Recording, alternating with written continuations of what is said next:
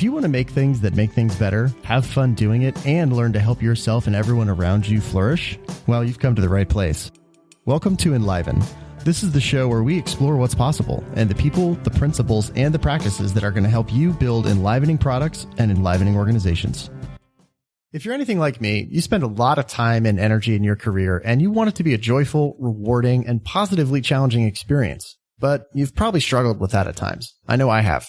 In this conversation, I am thrilled to bring you one of the best thinkers I have found yet on crafting a joyful and meaningful career at the same time.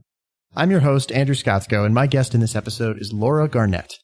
Laura is a performance strategist, a TEDx speaker, and a regular contributor to Inc. and Forbes, as well as numerous other publications and conferences around the world. She's the author of the highly acclaimed book, The Genius Habit, and the tactical follow-up guide, Find Your Zone of Genius, which just released and which I highly recommend you order today. It's already helped me a ton, and I just got my hands on it. As a performance strategist, Laura works with highly motivated CEOs, executives, and managers who want to maximize their engagement, tap into their unique talents, and access a whole new level of joy and hunger at work, as well as create that kind of experience for their teams. In a nutshell, Laura helps people identify their unique genius and purpose and craft an actionable plan to leverage that understanding in their day-to-day work to live from that place. Laura has consulted with leading organizations all over the world, including Capital One, OpenTable, LinkedIn, and Instructure, among many others. Prior to launching her own company, she honed her marketing, strategy, and career refining skills at companies like Capital One, American Express, IAC, and Google. In this conversation, we go deep on how to connect with your unique zone of genius, that integration of the head and the heart where you are intellectually on fire and emotionally invested, how to own the value you bring, and how to create joy in your day-to-day work, as well as more enlivening and supportive ways to think about success. On top of all of that, for part of this conversation, Laura actually puts me in the hot seat and helps me uncover the core emotional challenge that drives my sense of purpose and impact, and has me share openly about some things that I never have before. I hope this is useful to you as an example of an important part of her process because it was really vulnerable for me. With all of that, please enjoy this conversation to help you unlock your zone of genius with Laura Garnett. Laura, welcome to the show. I have to say, I am so excited to have you on the show. Ever since I picked up your first book like 6 months ago, I think I emailed you in the middle of the book. It was like, I have questions. We have to talk. So I'm so excited to have you here today. What a pleasure. Thanks for being here. Oh my goodness. Thank you. Well, I'm so happy to be here. And it was great to hear from you and get so many amazing questions as you were going through the book. So this is my absolute pleasure.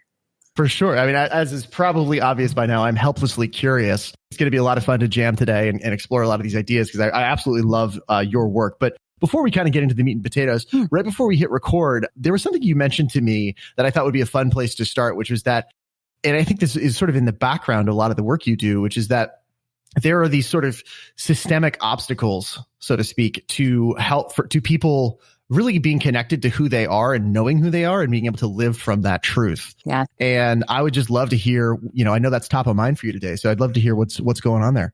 Yeah. I mean, I just got out of a client session and, I'm preparing a talk for tomorrow. And this is just something that comes up time and time again.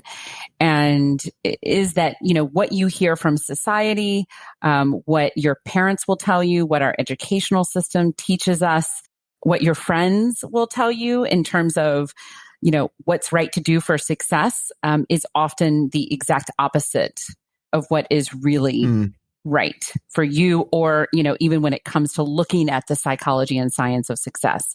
And I find that fascinating. It's depressing and sad, but it's also interesting because so many people they think they're doing the best they can and they're doing all of the right things, and they're not. So why is that? Like, what's going on there? Is that, you kind of alluded to, there's actually a relatively simple, but maybe not easy answer to this. What are you seeing there? I think it's the law of conformity.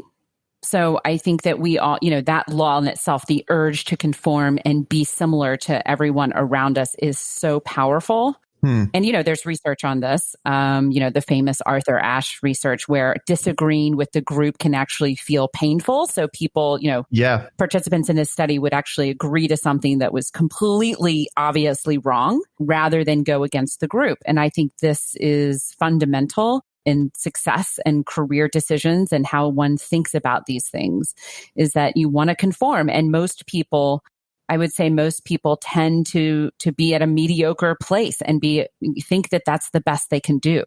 So there's a sense of let's keep everyone in that space because then it's more comfortable.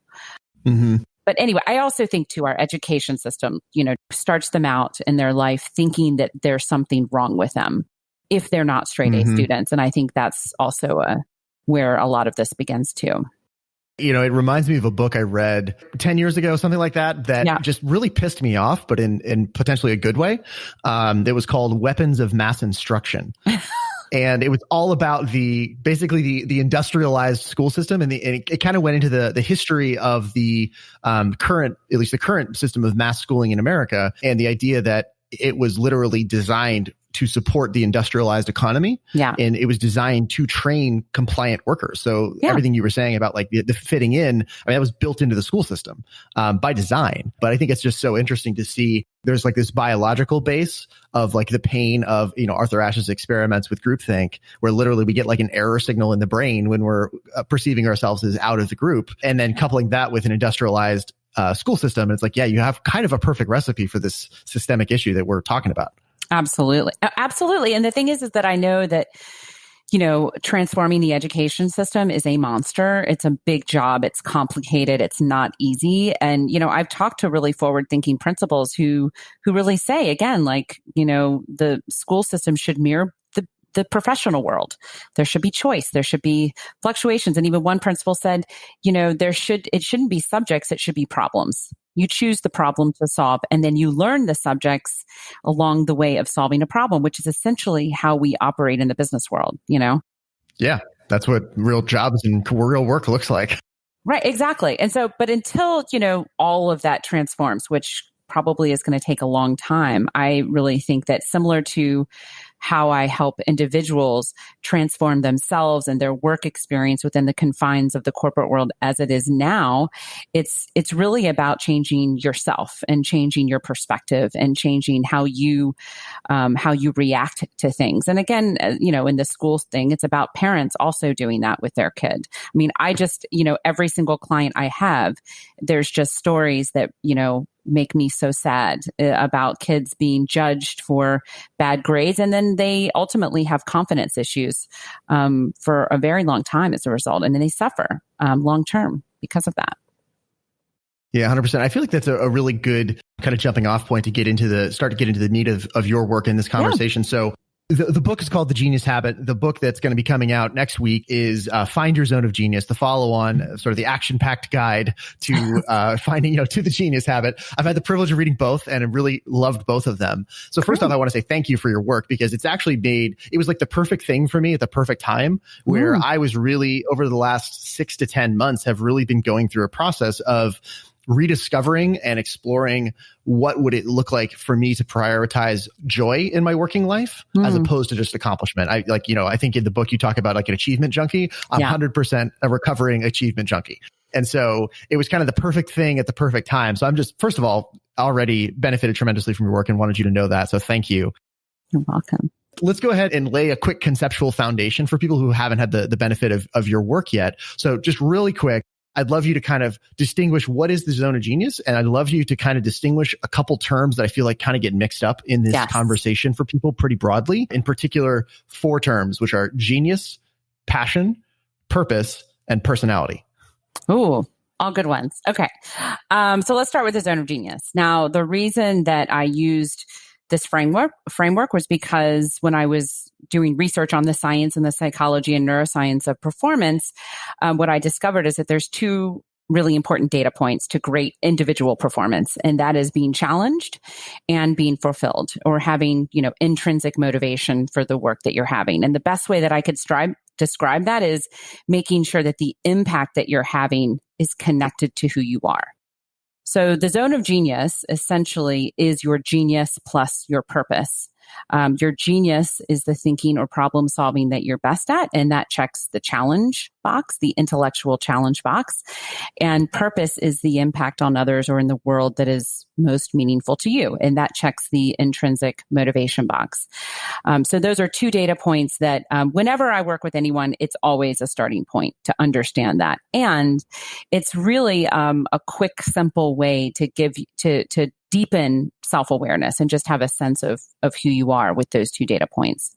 And then again, in terms of the words that you were asking for a definition, I think one thing that really confuses people so much in this industry and in this plight is passion. Mm-hmm. If I follow my passions, then I will find work that I love, or the path to success is laid by passions. Mm-hmm. And what I've found is that it is usually quite the opposite, or that there's just a little bit of a fine tuning of passions that's needed, in the sense that passions tend to be finite. They can be short term. They can a little bit fleeting. Yes. I mean, I like to think of it in terms of relationships. Everyone knows that, passion has a deadline to it. And it can feel really magical for a period of time. And it makes you think that, it will never go away, but it does. And it's the same with work. So people will often follow a passion and find that actually, when it comes to the work itself, they don't even like it at all. Mm-hmm. So that's an important distinction. And I always say that passions are nice to have. I'm going to go back to the original framework. If you're challenged intellectually and you're fulfilled by the impact that you're going to have a great work experience. So you throw a passion in on top of that, fantastic. I always say, great. Yeah, nice cherry on top. It's a cherry on top.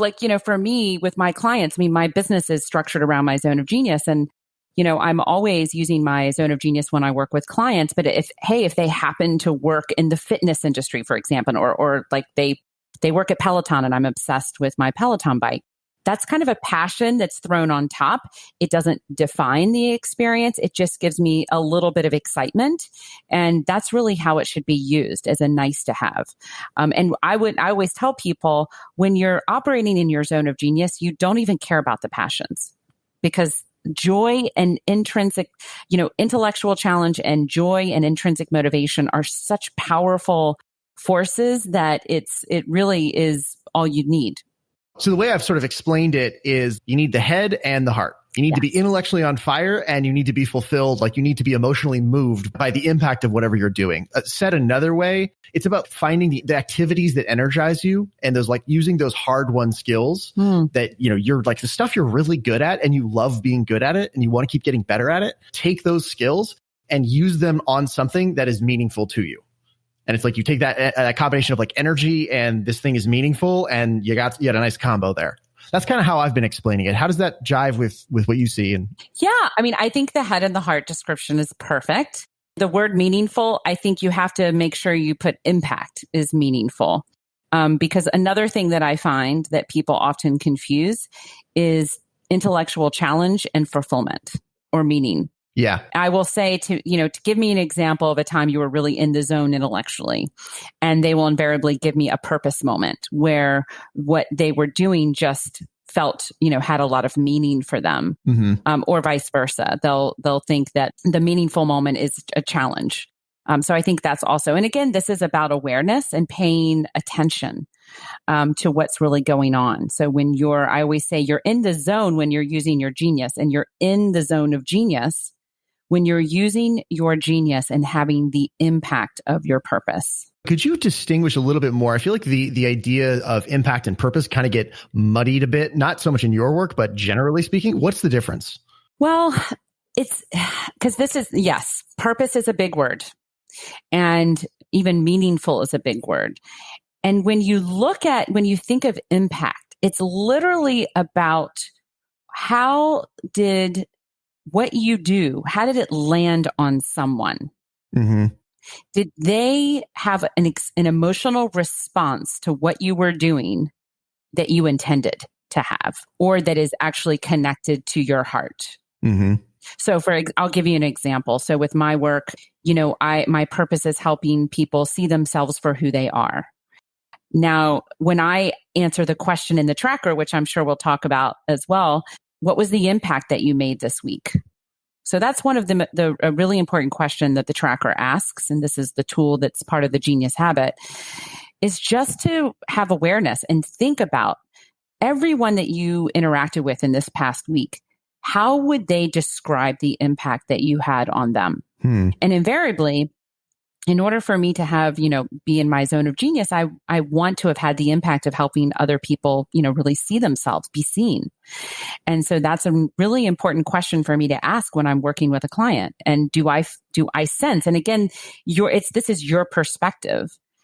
Do I feel like they were seen as a result of this session? And generally, and if they're not, this is what's so fascinating is because sometimes I don't think they have felt seen. And then I'll ask myself, well, why is that? Well, actually, that isn't an ideal client. They don't want to be seen. So for me, that's another important, really important ingredient for my work and the kind of clients I work with is that they want to be seen.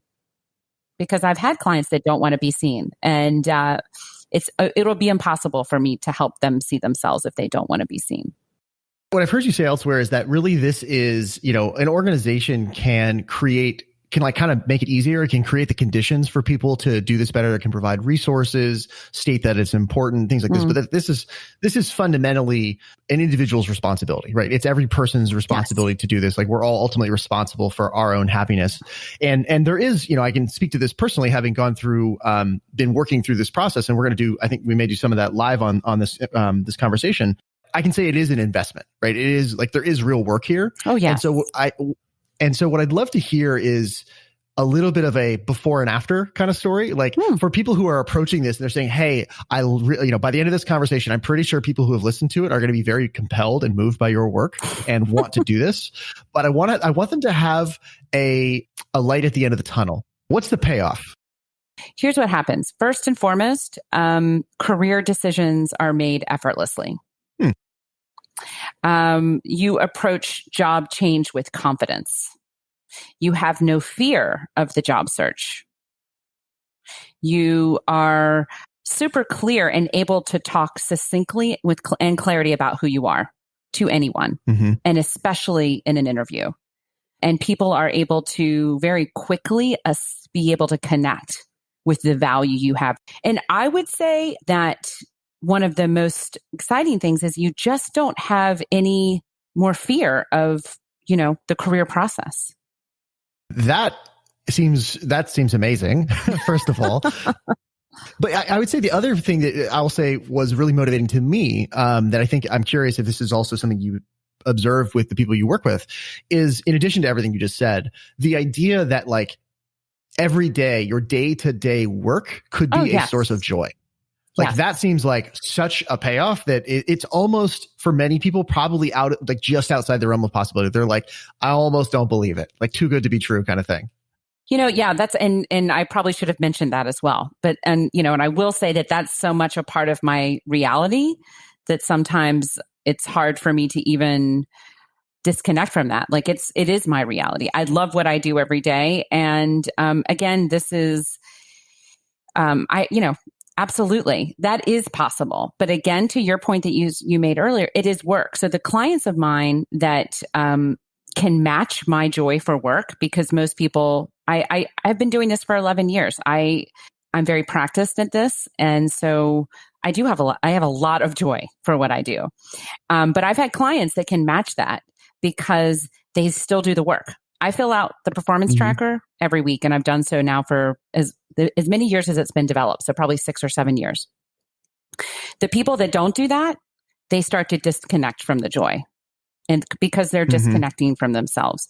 So I would say, this work is kind of analogous to showering or maybe working out, in the sense that the more you focus on it, then the more possible daily joy is.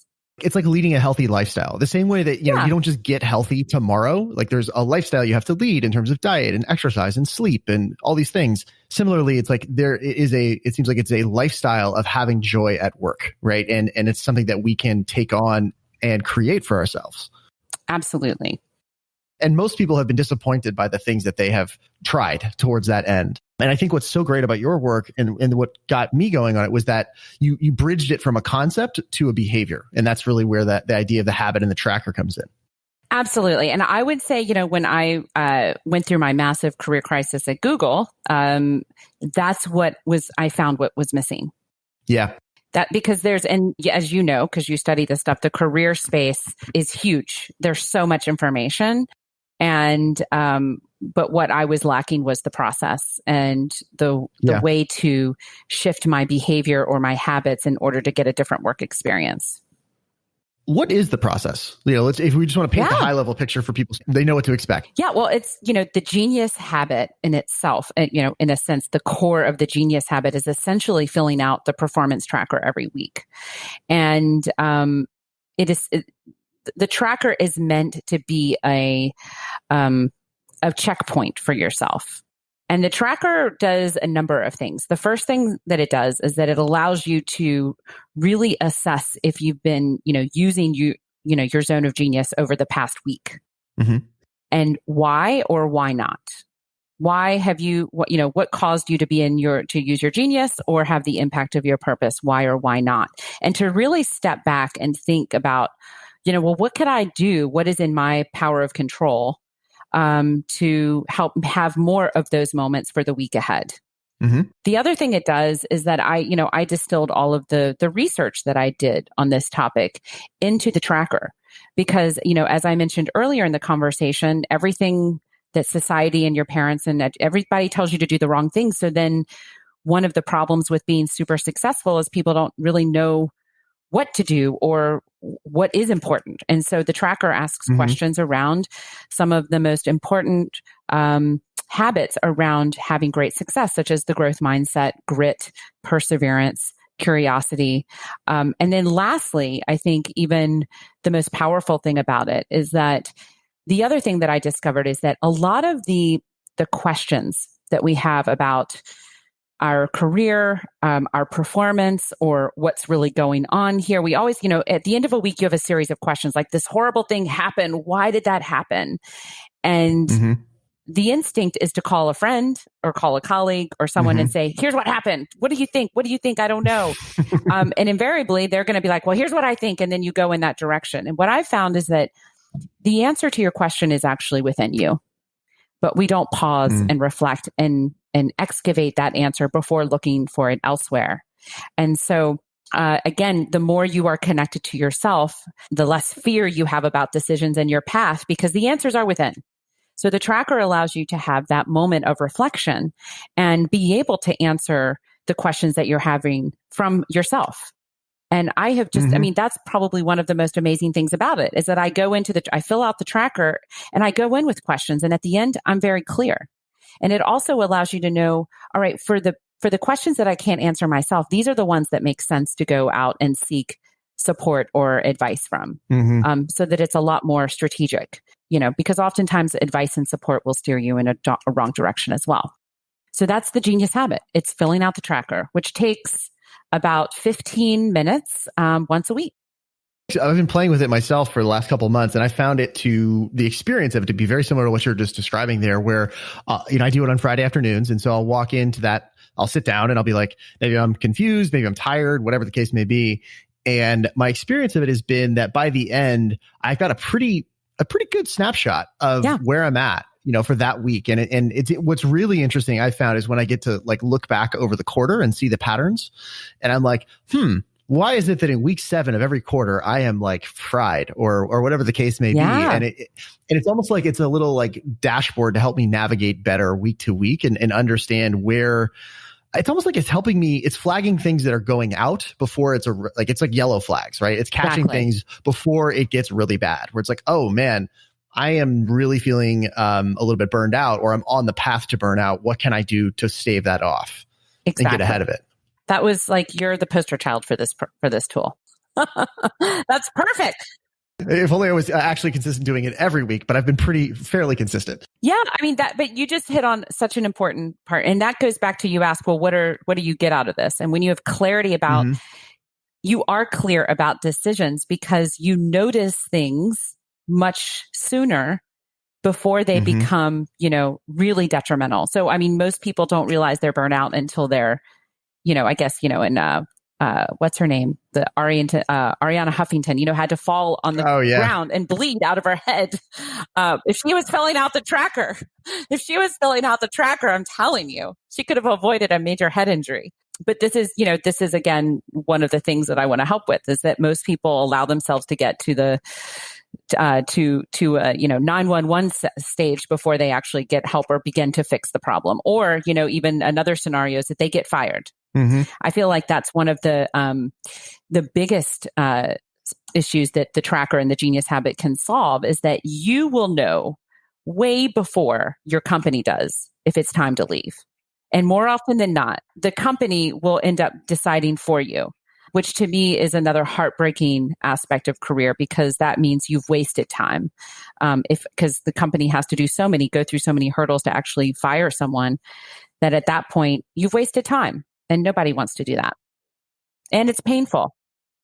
You said a couple of minutes ago that one of the payoffs of this is no fear about the job search. And I know a lot of people, particularly, right now we're recording this, it's the beginning of July. And we're in the middle of the COVID-19 pandemic, and there's been massive disruption in the economy, in the whole world. A lot of people are facing a fearful job search. Yeah. So talk to me a little bit more about that. Like, how can this really make a difference for those people because I think everybody would love the idea of the job search being exciting instead of terrifying. Well, I will caveat that with the actual process of a job search is most likely not in line with your zone of genius. It is a very specific process you have to do in order to find a job, and it's oftentimes boring. But being fearless is absolutely possible, because more often the fear that comes with the job search is just A, not knowing if there's going to be a job out there, and B, when you are faced with an interview or a potential opportunity, not knowing how to tell if that's the right job or not. Mm-hmm. And invariably always taking the first job that comes because of the fear that there's not one around the corner. When you know your zone of genius and you know yourself deeply, then you will be able to very easily and effortlessly talk about the value you can possess, be able to look at a job and say yes or no very quickly. And then if it's a yes, going into an interview and be very clear and confident about why it's a yes. And that is often the things that are missing with the job search. That does sound really promising. I just helped my brother my brother just went through a job search, and I was one of the people on his phone a friend list to talk through issues. And one of the things that helped him a lot, it wasn't using this work specifically, I wish we had, but it was this idea of understanding, as he looked at different job opportunities, he could understand, because he was coming at it, we said, like, okay, wait, yes, there's this role and this role and this role, and role fit is huge, but it's a fit to you. It's a fit between you and the role. And so it was much more of a conversation about, like, yeah, you could do that, or you could do that, or you could do any of these, even they look really different on the surface. But by understanding more of what is he really good at and what does he enjoy, does that role give him a chance to really use that and express that? And if yes, then cool, we have something to talk about. And if not, then, probably not a good thing to explore. Yeah. And I would say more often than not, people are trying to make themselves appear like they're a good fit for the role. And they're also nervous because, oh my goodness, what if I don't have what they need, versus doing the opposite, which is, wait a second, here's who I am. And is this the right opportunity for me? And you're the one that's interviewing them, rather than feeling like you're on this, they're totally in control. You have just as much control. Yeah. And I think when you are really practiced at owning your value, it's a lot easier to come off as super confident, because you're clear and you can educate the interviewer on you, and also how would you approach this potential role. That's one thing I talk with clients about in the job search, is you should be going in with an idea of, here's who I am and here's how I would approach this role. Here's how I see, here are the opportunities, here is this. It's a different frame. It's a different way of looking at it. If you're coming from a posture of confidence, generosity, and abundance, like, this is what I bring to the table and how I can help you as an organization, total game changer than showing up like kind of hat in hand saying, hey, is this, can you help me out? It's just the whole thing is different. Trying to be someone you're not in order to get a job offer, which actually breeds desperation. You can feel the desperation. And I think too, I would add to that probably one of the things that makes a job search so nerve-wracking, and again, of course, in a pandemic, even more so, is this kind of irrational fear that there's no job out there for you. Mm-hmm. And once you are clear on who you are, that fear kind of subsides, because there will be something. Yeah, I think what's really great about it, and we're going to kind of use this as a pivot point, but is that it's not abstract. It's very concrete and specific. It's not like, oh, looking at, you can take a test like the, what's it called? The VIA signature strengths or character strengths, or the Gallup signature strengths test. Any of these things that they're nice. They're interesting.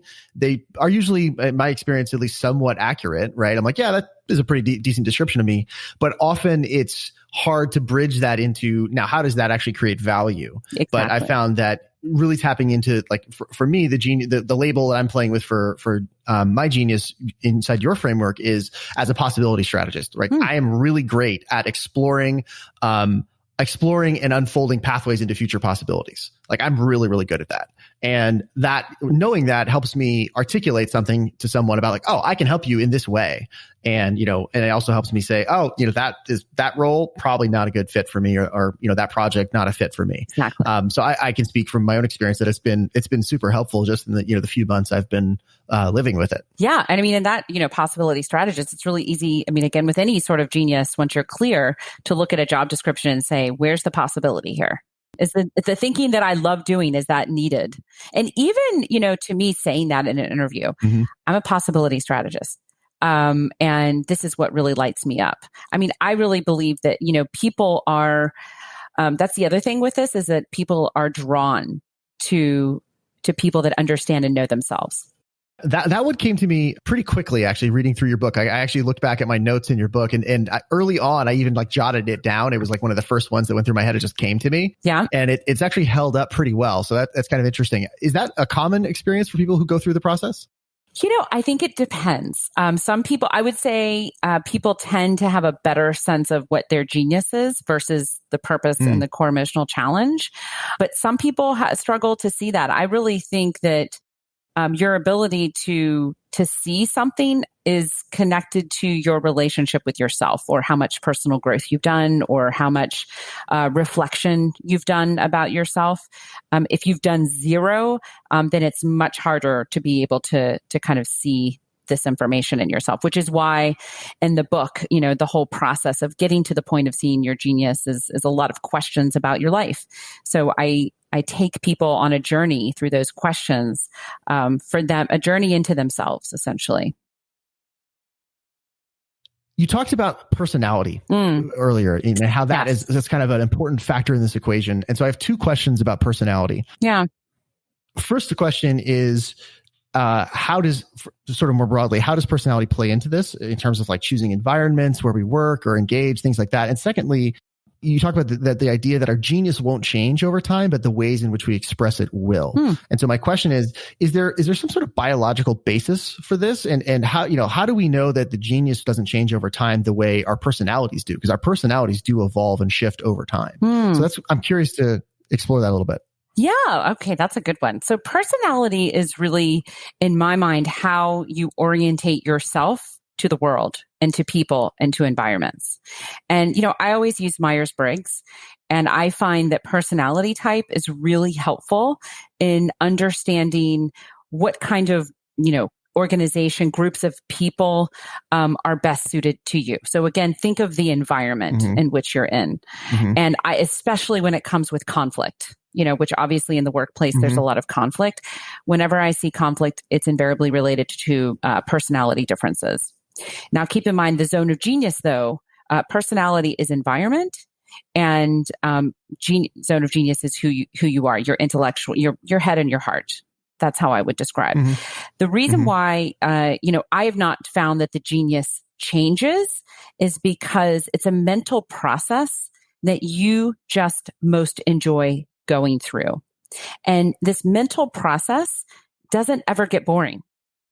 The thing that does evolve is how you apply that mental process and the degree in which you apply it. So for example, that to me, that's one of the reasons why I feel continuous joy with my work, because I am infinitely, like the realm of challenge is infinite.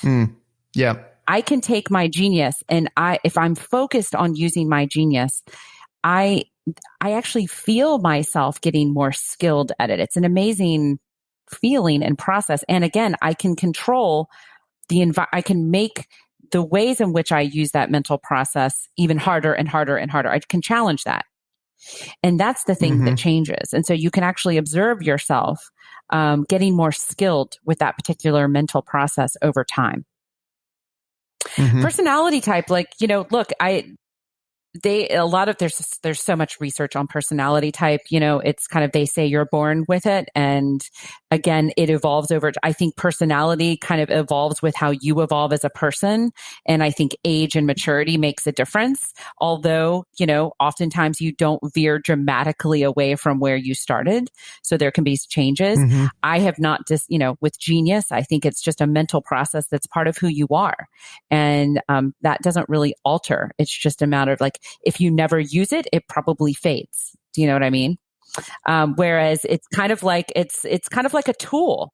The more you use it, the more, the sharper it gets. And that's what I've found with my Genius. And obviously the purpose, and that's why connecting it to a core emotional challenge or wound, it's always with you. It's kind of, it's in the fabric of it's in your cells, like this pain that it shaped who you are. It never goes away. I mean, you can obviously do the work to heal it. And I encourage people to do that work so you're not at the mercy of that wound. But it will never disappear from you entirely. Look, I think there are not that many people that are deeply connected to who they are over a period of a lifetime. So that's why I want to live a long time, because I want to see, what are the iterations of my zone of genius over 100 years? Like, oh my God, I'm so excited. I can't wait to see. What a fun question, right? Yeah. Like, as longevity, come on, Dave Asprey and all the longevity hackers, like, hook it up. I do often think, as a 90-year-old or a 100-year-old, I know that I'm going to be using my zone of genius, and I daydream of different ways and permutations of it. And I think this goes back to the original conversation about fear of a job search. And when the pandemic hit or the world changes, I don't have fear around that, because I can pivot my zone of genius to match the way the world is evolving and shaping. And as long as I'm connected to it, then the permutations of it are infinite. There is no finite, you can never use this again. In my mind, I already know, like, that's why I would never be scared of a job search, because there's so many different things I could do that are aligned with my zone of genius. Yeah, that's been my experience too. Just having that first piece of just the genius part itself, understanding that for me, that idea of like being a possibility strategist, it helped me understand, oh, no wonder I've always been so interested in the futures we can create and how do we actually make them real. And understanding that, I was like, oh, I can do that in all kinds of ways. I do that on this podcast. I do that in my day job. I do that in side projects. There's infinite permutations of how I do it. And it's not like, I love the craft that I practice, the function that I work on in technology. I love product development and product management. It's such a great fit for that genius, and for also like my strength in synthesis. But it's also like, oh, well, what if I didn't do that anymore? I could create equally exciting roles in, I don't know, strategy or other things like that, right? But understanding, this is what connects the dots under the hood. I find that to be very freeing, is the word, I think. Exactly. It is very freeing. Very cool. Great.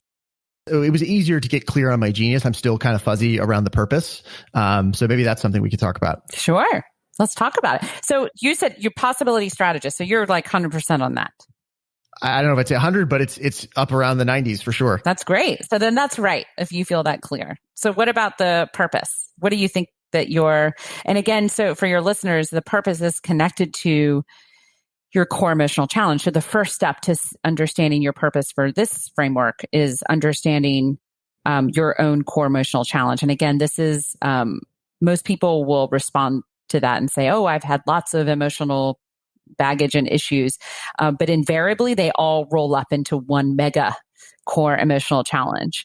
And so, and again, it's almost pervasive in terms of your experience of this core emotional challenge is all the time. It's in your current life. It's been kind of a theme for your past. And again, once you're able to put language to it, you see it coming up even more. So that's just kind of the backdrop. So what do you think your core emotional challenge is?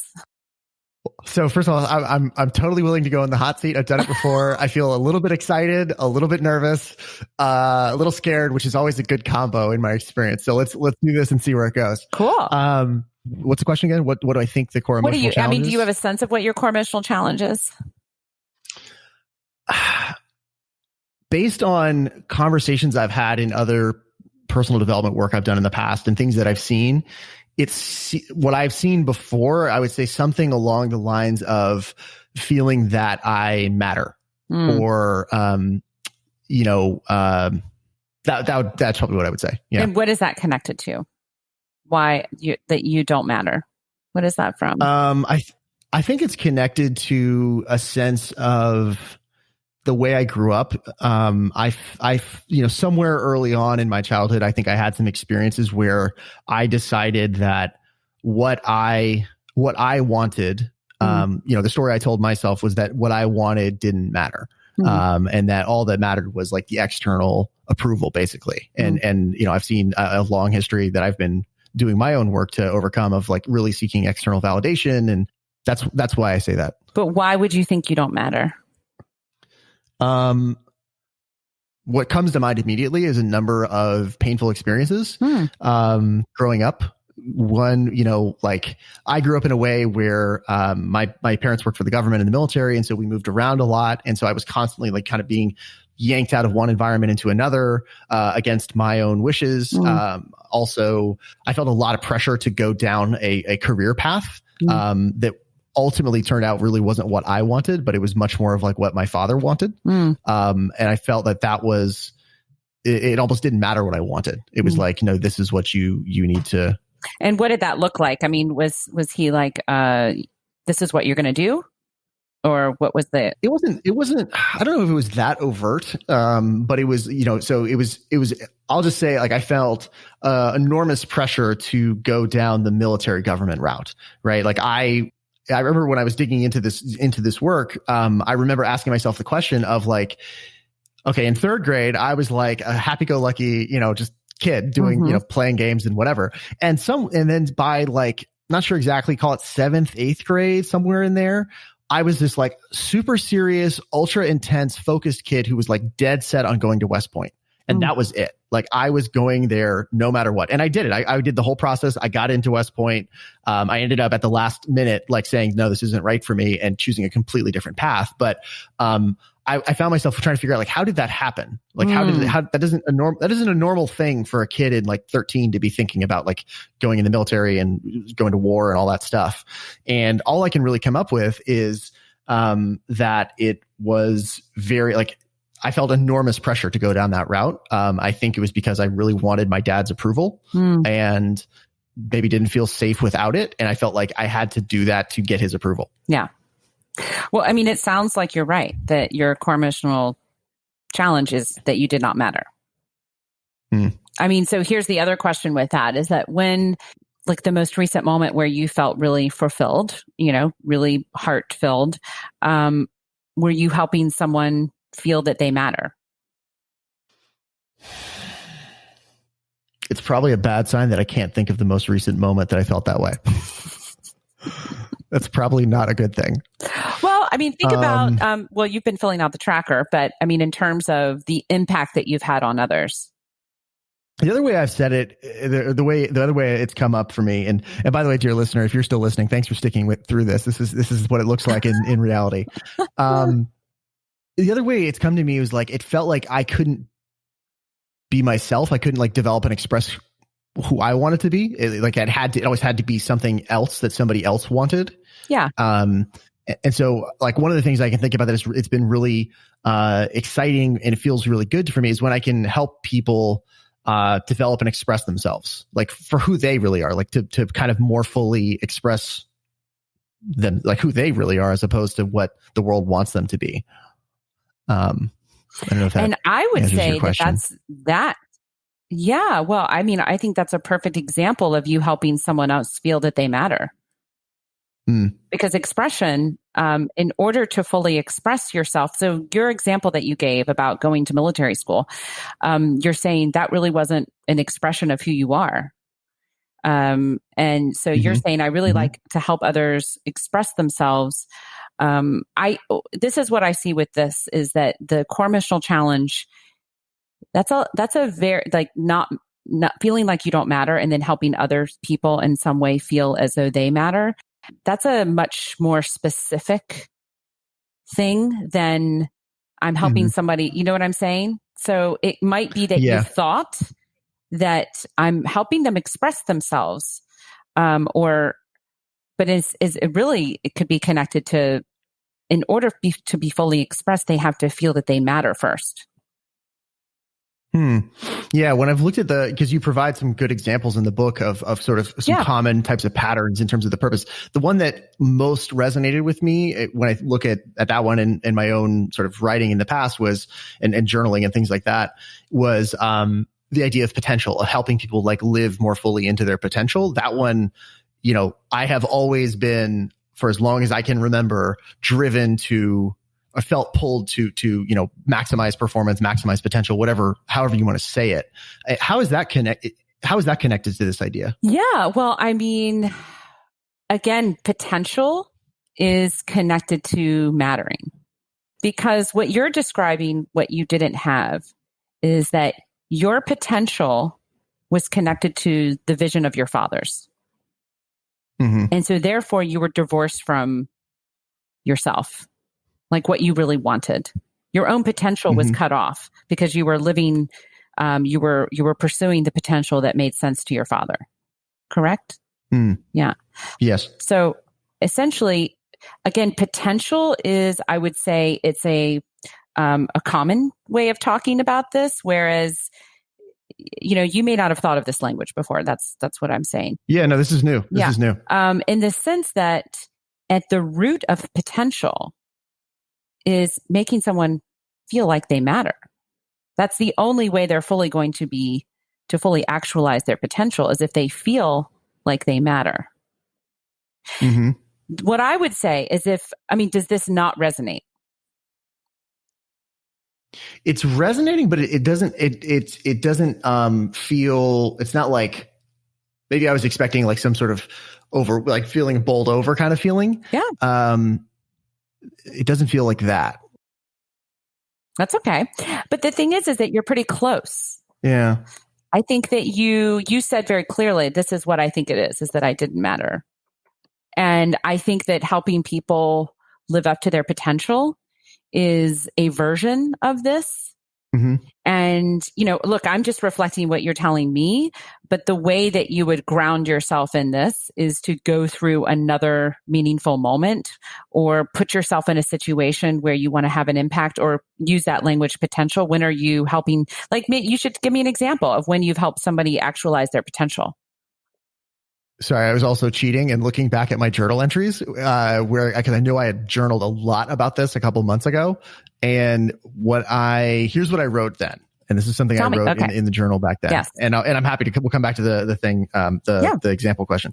So what I wrote then was that the core wound was, not feeling, loved. I'm just going to directly quote. The core wound was not feeling loved and seen and accepted and valued just for being just who I am, not feeling like I mattered. That was what I wrote. Yeah. And then I said, I always felt like I had to be something else in order to be loved and accepted. I had to fit into someone else's expectations, someone else's standards. And then later on, I wrote something, that it's really meaningful to me to develop and express who I really am, to live, more fully into my authentic potential. And that's meaningful to me to see that in others as well. Yeah. So then the way that translates to a purpose statement is that you help other people realize what is important to them matters. I help other people realize that what's important to them matters. Yeah, that feels good. That lands. It's like helping them understand that their vision, their potential, what they want to do matters. Yeah. And take action on it. Yeah. Like it's the other way I've said it in other things I've written, like in my journal and whatnot, is to discover, develop, and express who they are. And here's the thing that I would say, like, this is why, it's so easy to stick to general words when it comes to describing yourself or how you impact others, because you're not experiencing it yourself. But I would imagine that if you talk to somebody who was on the receiving end of you, that they might even say, wow, I mean, you would have to they might not say, wow, Andrew made me feel like what I want matters, but maybe. But see, this is the thing, is they will have had an emotional experience around you, and I would guarantee that it has something to do with that. I will tell you what they said. I did that friends exercise. Yep. And the impact thing is that came up a couple times. I did this with a short list of people, but there was multiple things around helping them be more of who they wanted to be and could be. That came up multiple times. And I think that the root of that is helping, again, what we said before, that their wants and desires matter. Yeah. Yeah. And because they matter, you can do something about them, and you know, here's how. And you're using your possibility genius, your possibility strategist genius. That's how you help people realize their wants and dreams matter. Oh shit. Okay. Now it just landed because it just landed because I was thinking for some reason, the podcast episode that most recently went out was with a badass woman named Nilofer Merchant, who wrote a book called The Power of Onlyness. Yeah. And we had this huge moment of resonance in that conversation that we're both so driven about accessing, you know, in your language, accessing the genius inside of everyone, but the idea that like everybody has, like, there's potential and there's ideas inside every single person. And I get really excited about a world where, you know, everybody's lit up by the life that they're leading and getting to actually spend their time, you know, using their gifts, developing, expressing who they are, which I think, as you're saying, the root of all that is matter. Yeah. All these people matter. Right. And yeah, that's one of the things that I you asked for an example a little while ago. I'm thinking of a guy who worked on my team for the last couple of years. He's not on my team anymore. Moved on to some other stuff. Who was a really junior guy. I'm not going to say his name to protect his privacy. But he knows who he is. A really junior guy who was overlooked a lot, I think, in the organization. And I just thought he was a total badass, and just needed like some coaching and some support. And I found it really meaningful to work with him, and encourage him and push him sometimes and challenge him. And he's grown, like, watching his growth over the last couple of years has been a very fulfilling thing. Like, watching the way he has grown and blossomed has been really cool. And I think about other moments in my career, that's not an isolated incident, I would say. And I would say the trigger for you on that was that he didn't matter. Yeah. And you saw that and you were like, okay, the fact that he didn't matter to the organization drew you to him. And then through using your possibility strategist genius, you were able to show him all of the possibilities that then made him feel like he mattered to himself, and that his potential, what he wanted to do, his vision really mattered. Yeah. And I think about other things I've seen that inspire me. They all kind of fit that framing, where I think about, I'll name a startup that I'm very inspired by. And I've known the founder. It's a startup called Tala, which basically does, microfinancing for, like, entrepreneurs around the world. So small business people who don't have access to normal financing and credit mechanisms. And so they're sort of blocked systemically from starting businesses and creating the things they want to create. I loved that company was tackling that problem and helping those people get access to expressing and doing the thing they wanted to do, which goes back to your point of like, yeah, what you want, it matters and the world needs it. Exactly. And here's ways you can do it. Okay, cool. Yeah. Well, that's what a hot seat looks like. There you go. And I think what's really interesting is in all of those examples, someone's needs were being ignored. Which is exactly what you described with your father. Yeah. Yeah. Dad, if you're listening to this, I still love you.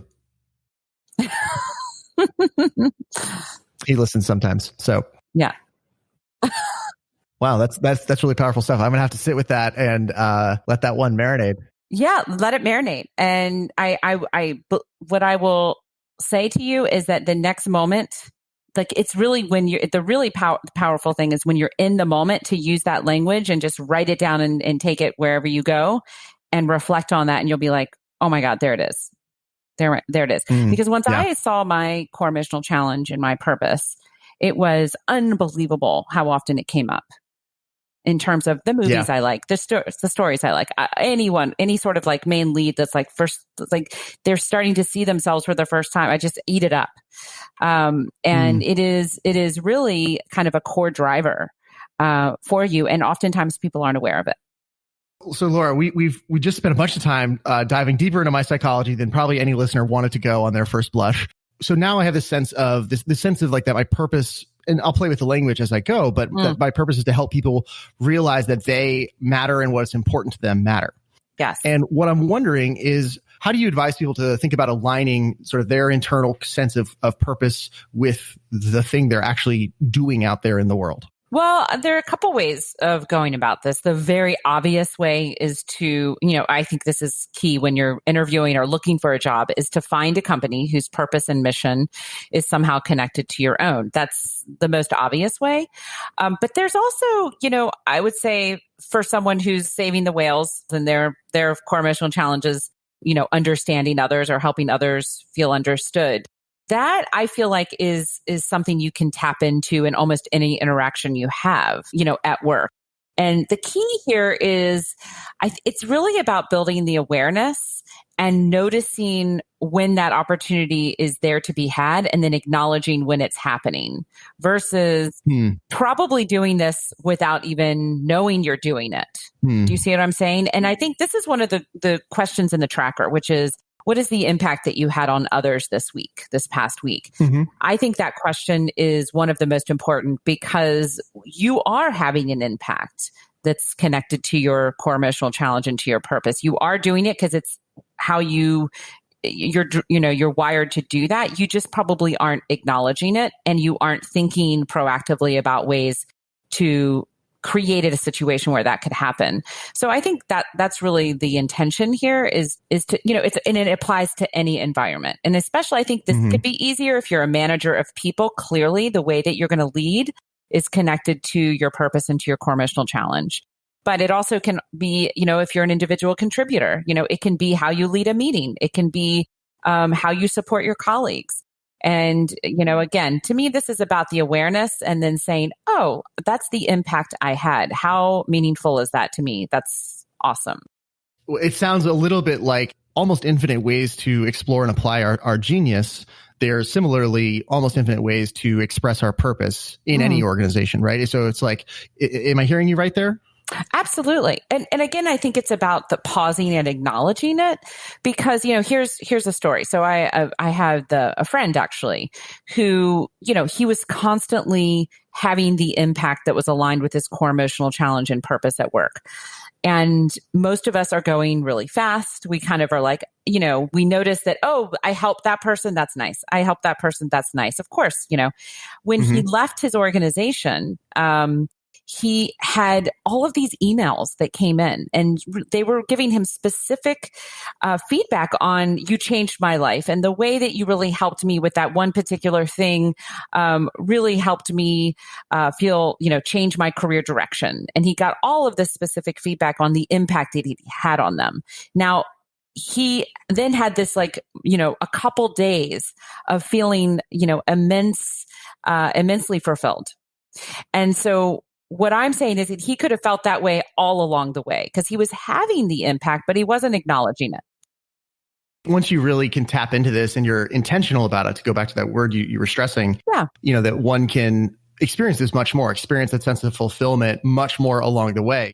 That's a really appealing, hopeful idea. Because it's like, wow, I don't have to, I think a lot of times I've fallen into this trap of thinking there's the one perfect job or the one perfect organization that if I could just get a job at, for some people it's Google, or, if I could just get a job here, everything would be perfect. And it's like, no, it doesn't work that way, right. Because it's, you still have to drive that for yourself is really what it seems like.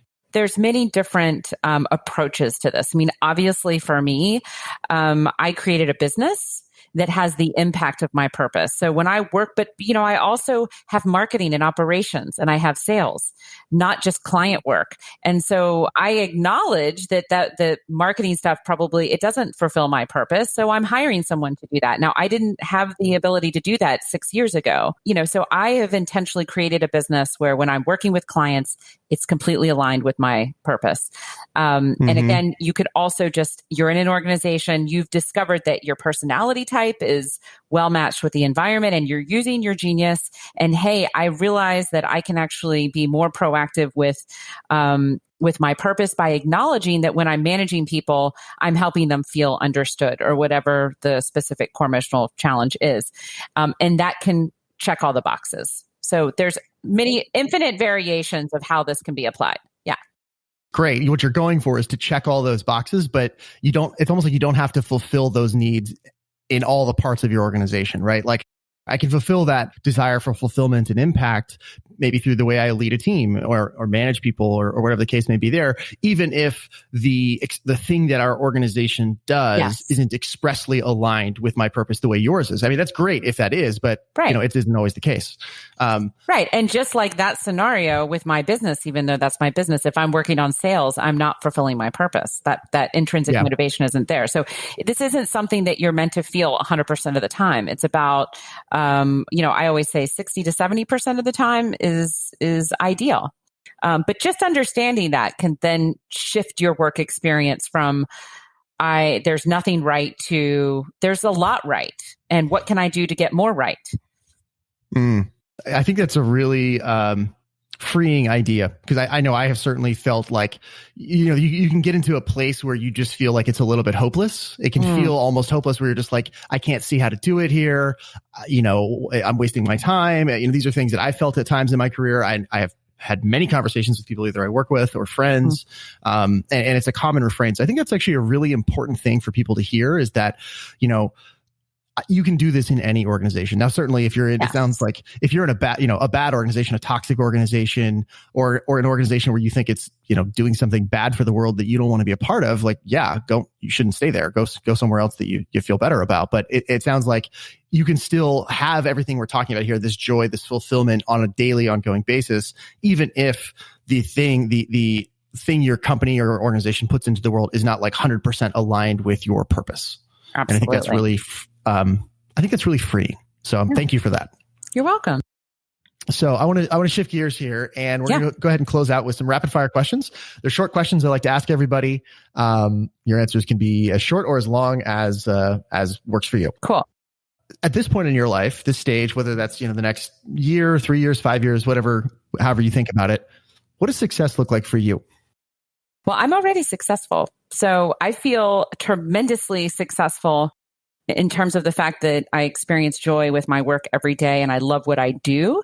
But what I will say is that I have an expanding vision, and that vision is always changing and evolving with things. The bigger vision right now is to have a bigger team. So right now I have 3 employees in my business, and I love working with them. I have a marketing person, a content person, and an ops person, and I would like to double that.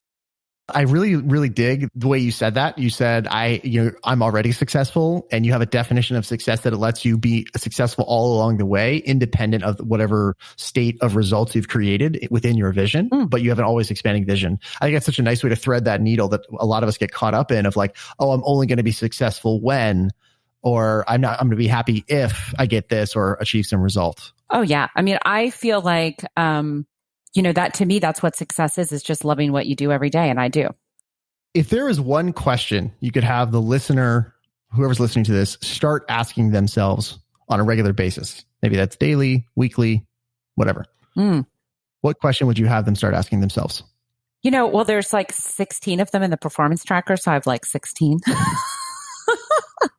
But to me, which one's your favorite? Which one is my favorite? Right now, given what's going on in the world, one of my favorites is, did you approach differences with curiosity? That's one of my favorite questions to ask myself every week in the tracker now.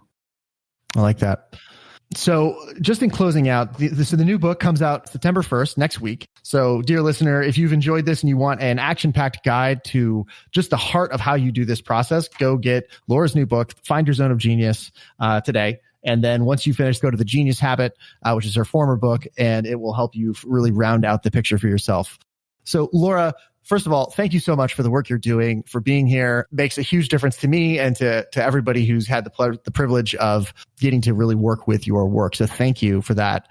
Just in closing out, what would you like to leave the listener with? Well, I mean, I just want to say you're welcome, and it's a pleasure to be here. And thank you for being vulnerable and sharing, some parts of yourself that I want more and more people to be open with. That's very connecting. I always love to leave people with this idea that greatness is within everyone, and that it is, if you have a dream or you have a vision for what you want to do with your career and life, that is absolutely possible if you are connected to who you are. Boom. I dropped the mic, but I need it right now. There you go. Well, Laura, thanks so much again. And a true pleasure. Thanks for spending some time with us. Thank you. So much fun to be here. Thanks for listening. If you enjoyed this episode, please rate and review us on iTunes. That helps us reach way more people and build this community up. For show notes, links to the resources, and everything else we discussed, please go to enliven.fm. Feel free to reach out with questions, feedback, or just to say hello by emailing connect@enliven.fm. Be sure to subscribe, and until next time, my friends, leave them better than you found them. We'll see you soon.